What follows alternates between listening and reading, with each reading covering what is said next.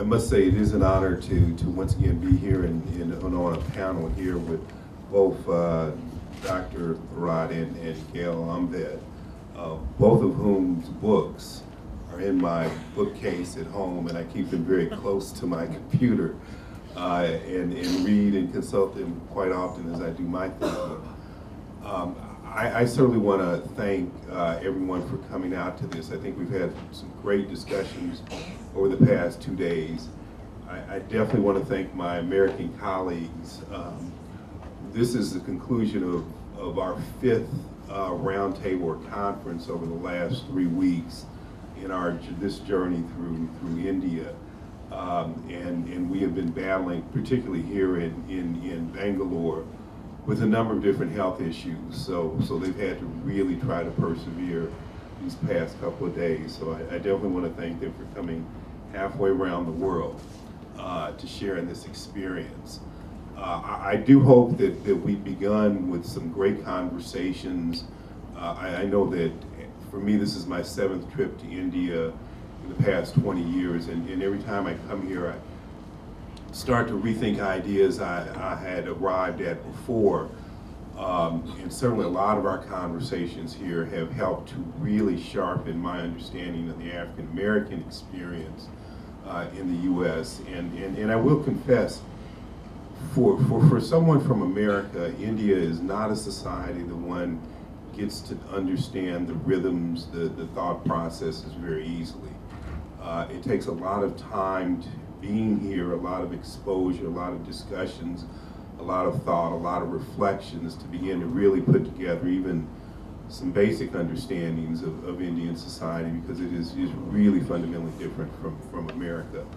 But I do think I'm beginning to get that, and I do think our discussions over the past couple of days, and indeed for me the past 3 weeks, have been very, very helpful. So once again, I want to thank you for coming and participating. We came to India, feels like 50 years ago.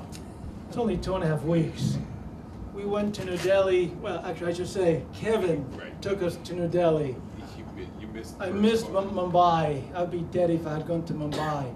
Not because of Mumbai itself, it's a beautiful part of the country, but as you can hear, my voice is going. I'm sick, tired, but of course, Kevin says go, you go. So we did. So Mumbai, New Delhi, we went to, I can't even remember, Varanasi, Patna, the Bodhi tree, beautiful tree, by the way, beautiful tree. And then here.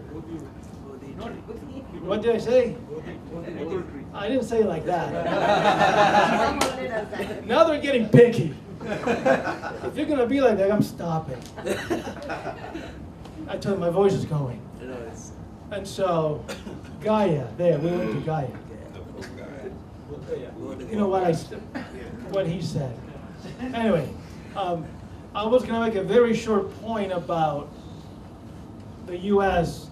oppression and the struggle. And it's a big point.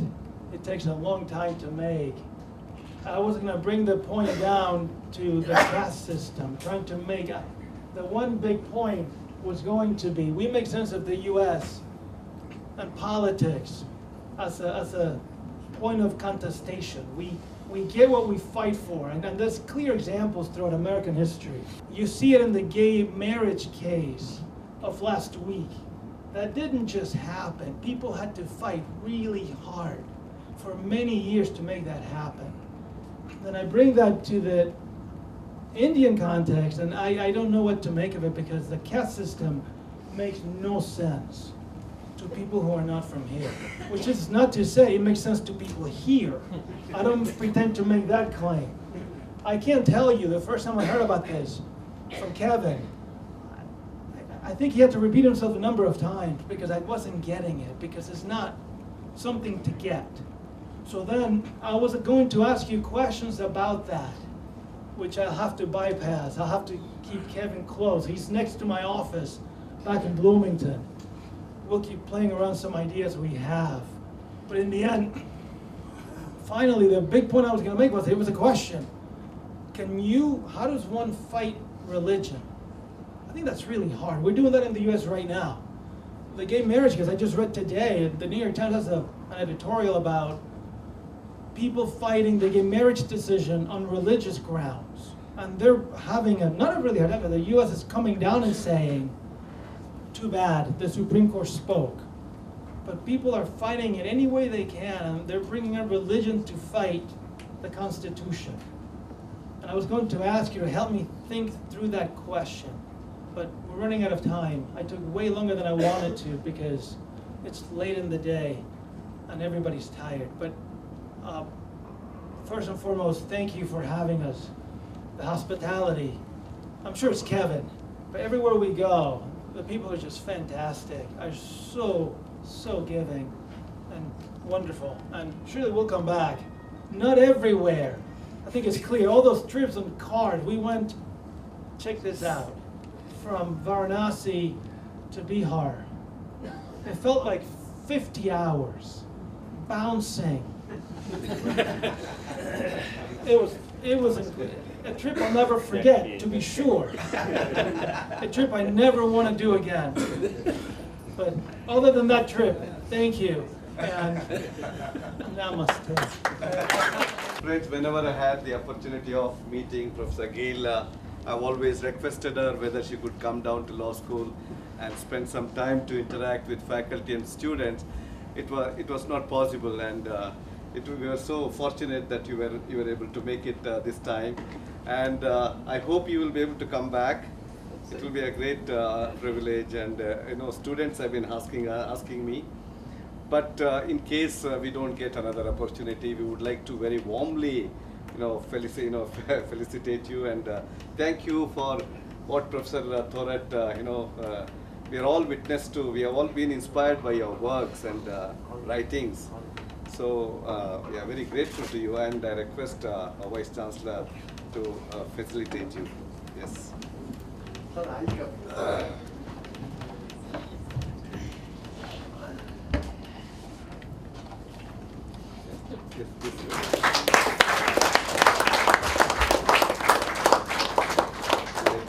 How blessed is National Law School of India University, and how blessed are our students to have had the opportunity of interacting with galaxies and understatement, with who is who. We are privileged and we are honored. This afternoon, sir, I was reading a small story which moved me. Just I will in 2 minutes recall that story. There was a balloon wala selling balloons in front of a park. The balloons were in different colors, and he used to fill the balloons with helium and sell to the kids. And the kids were enjoying it. One kid comes out and says, "Oh, all balloons are beautiful." Now, he had a black balloon also. Now, this black balloon is also beautiful, but I want the colored balloon. He asked why.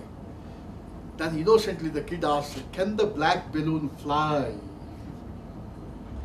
Because I was taught being born black is a disadvantage, and we cannot fly, we have to remain. The balloon wala sheds tears and says, "Yes, all balloons can fly." And then he gives the black balloon. Well, these 2-day interaction with you makes us fly many, many, many black balloons to the soaring heights. So moved. And certain things have only a beginning. They have no end.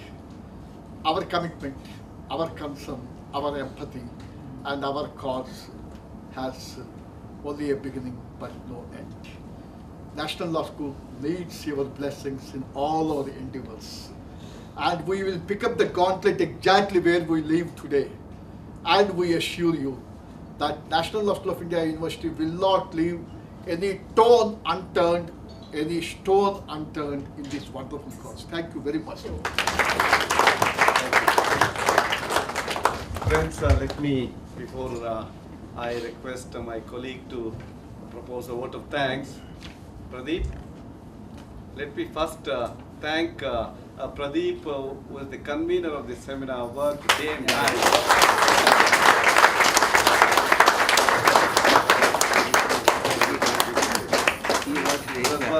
For more than 1.5 months, I think he has worked day and night. And he's been managing with medicine since 3 days. He was very unwell. Thank you, Pradeep. I would also like to call upon Sashikala, Lakshmi, Nagesh, Smita.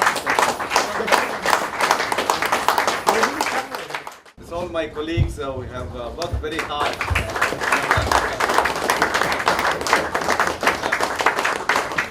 For the first time, it has been such a great relief for me. I used to do quite a few things by myself, but this is the time, they had the full support, and I could say that, I can just hand over the entire responsibility of the center to these young colleagues. And now I request Pradeep, the convener of the seminar, to propose a vote of thanks. I take this opportunity to propose vote of thanks on this concluding ceremony of 2 days international seminar. I am grateful to Dr. Baba Sahib Bhimrao Ambedkar and Professor Du Bois, who began this dialogue of great escape for generations of Dalits and Afro-Americans. I humbly remember them on this occasion. I thank one and all for helping us to organize this 2 days international seminar. On this occasion, I humbly remember the intellectuality and sacrifice of Jyotiba Phule, Narayan Guru, Malcolm X, Martin Luther King, and generation of role models for us. I thank one and all, and thank you being part of this international seminar. I am not in a position to remember the names because of I'm getting blank at this point of time. Thank you one and all.